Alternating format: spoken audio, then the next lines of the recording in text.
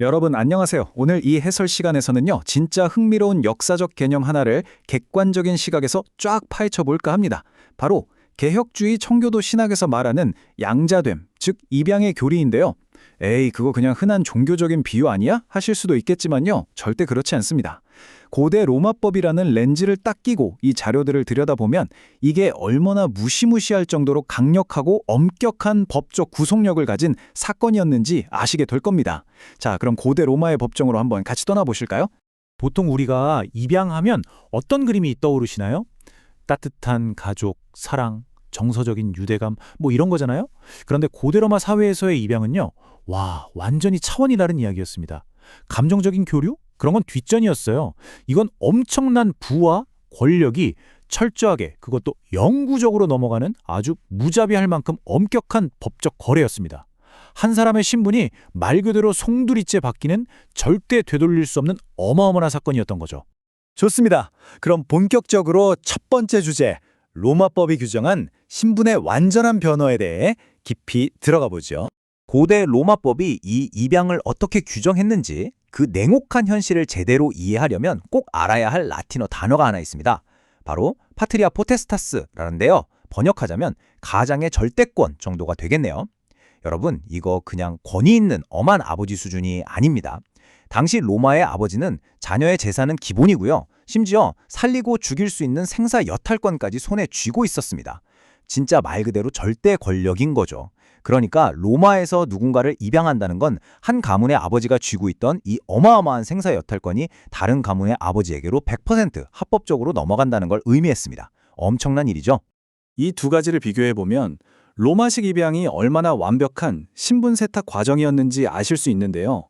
참 양면적입니다. 먼저 한쪽을 보시면 과거가 그야말로 완전 삭제됩니다. 입양되는 그 순간 이전 가문에서 졌던 빚, 의무, 이런 게 법적으로 깔끔하게 소멸되는 거예요. 과거의 나는 법적으로 사망한 거나 다름없는 거죠. 자, 그럼 동시에 어떻게 되느냐? 새 아버지의 가문에서 완전히 새로운 신분을 얻게 됩니다. 여기서 소름 돋는 포인트는요. 그냥 얹어 사는 식객이 되는 게 아니라는 겁니다. 진짜 생물학적인 친아들과 수학적으로 정확히 100% 똑같은 법적 권리, 가문의 명예, 그리고 막대한 재산 상속권까지 한치의 오차도 없이 싹 다 부여받게 된다는 사실입니다. 자, 이런 배경 지식을 가지고 두 번째 주제로 넘어가 보겠습니다. 사도 바울의 구속사, 종에서 아들로의 전환입니다. 여기서 정말 흥미로운 점이 뭔지 아시나요? 사도 바울이 로마서나 갈라디아서에서 사람들의 구원을 설명할 때 방금 우리가 본 그 빡빡한 로마법의 입양 시스템을 그대로 가져와서 썼다는 거예요. 바울의 설명에 따르면 우리의 예전 신분은 죄와 죽음이라는 잔혹한 법에 묶인 종, 즉 노예였습니다. 죽음만 기다리던 존재였죠. 그런데 하나님의 입양을 통해 완전히 새로운 신분, 즉 공동 상속자가 된 겁니다. 여러분, 로마법 논리대로라면 이 공동 상속자라는 말의 무게가 엄청납니다. 하나님의 생물학적 외아들인 예수 그리스도와 정확히 똑같은 상속권을 가졌다는 뜻이거든요. 죽음만 기다리던 노예에서 갑자기 우주의 통치자와 모든 것을 나누는 공동 후계자로 수직 상승한 겁니다. 게다가 로마법에서 이런 중대한 입양 거래를 하려면 반드시 합법적이고 권위 있는 증인들이 입회해야만 했거든요. 바울은 이 결정적인 역할을 바로 성령이 하신다고 설명합니다. 성령이 딱 법적 증인으로 나서서 이 사람은 이제 확실한 하나님의 자녀다라고 확증해 주시는 거죠. 법적으로 완벽한 증인이 세워졌으니 하나님의 이 주권적인 입양 행위는 그 누구도 파기할 수 없는 영구적이고 영원한 계약이 됩니다. 한마디로 무르기 없기, 절대 취소할 수 없는 서류에 영원한 도장이 찍힌 셈이죠. 시간을 조금 훅 건너뛰어서 세 번째 섹션으로 가볼까요? 16, 17세기 청교도 신학에서는 이 아버지와 성화를 어떻게 받는지 살펴보겠습니다. 청교도 학자들은 이 입양을 무죄 판결을 받는 칭의, 그 이후에 주어지는 가장 영광스럽고 궁극적인 특권이라고 생각했습니다. 그래서 아버지라 부르짖느니라, 이 강렬한 외침에 깊은 의미를 부여했는데요. 생각해보세요. 노예는 주인이 무서워서 늘 눈치만 보잖아요. 그런데 입양된 진짜 아들은 다릅니다. 언제든지 무슨 일이 있든 아빠 무릎 위로 담대하게 뛰어오를 수 있는 절대적인 신뢰와 친밀함이 생긴 거죠. 두려움에서 완벽한 신뢰로의 전환. 이게 바로 청교도들이 바라본 입양의 핵심이었습니다. 이런 시각은 우리가 인생에서 겪는 고난을 해석하는 방법도 완전히 바꿔놓습니다. 청교도들은 살면서 겪는 시련을 재판장이 죄수에게 내리는 법정적 형벌로 보지 않았습니다. 전혀요. 오히려 아버지가 아들을 너무너무 사랑해서 이 아이를 진짜 훌륭한 가문의 후계자로 키워내기 위해 허락하시는 부성적 징계로 해석했습니다.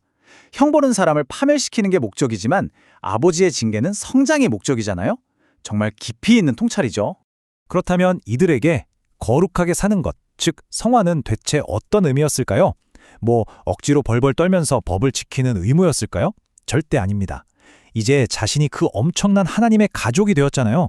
그러니까 우리 가문의 명예를 훼손하면 안 되지, 더 빛내야지 하는 아주 강렬하고 자발적인 열망에서 우러나온 거였습니다. 구원 한번 받아보겠다고 아등바등 노력하는 게 아니고요. 이미 확정된 그 고귀한 귀족적 신분에 걸맞게 살아가려는 아주 우아하고 자발적인 노블레스 오블리주였던 셈입니다. 자, 여기서 개혁주의 신학의 가장 결정적인 포인트가 등장합니다. 네 번째 섹션, 칭의와 양자됨의 차이입니다. 구원과 관련된 이 두 핵심 개념, 엄격한 법정과 따뜻한 거실을 절묘하게 연결하는 장면인데요. 먼저 칭의는요, 법대 위에 앉은 엄한 재판장이 탕탕탕 치면서 너는 무죄다 라고 선언하는 아주 객관적인 법적 행위입니다. 반면에 양자됨, 즉 입양은요, 그 재판장이 법대에서 직접 걸어 내려와서 겁에 질려 떨고 있는 죄수의 손을 따뜻하게 꽉 잡고 이제 너는 내 아들이다. 나와 함께 우리 집으로 가자 라고 말하는 친밀한 가족적 행위인 거죠. 하지만 기억하십시오. 이 따뜻한 가족적 행위조차도 앞서 살펴본 로마법에 기반한 법적으로 완벽하게 구속력을 가지는 강력한 행위라는 사실을요. 결국 오늘 이 해설을 통해 우리가 내릴 수 있는 결론은 이렇습니다. 청교도 신학에서 하나님을 아버지라고 부르는 건 한낱 듣기 좋은 감성적인 은유가 아니었습니다.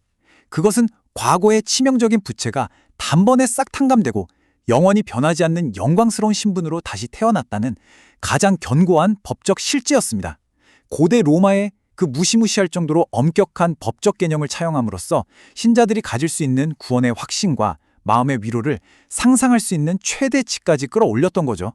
자, 오늘 우리는 고대 로마의 서늘한 법정에서 출발해서 청교도들의 따뜻한 신학적 거실까지 아주 숨가쁘게 달려왔습니다. 과거의 빚이 전부 사라지고 우주의 통치자와 공동 상속자가 된다는 이 역사적이고 법적인 틀, 진짜 매력적이지 않나요?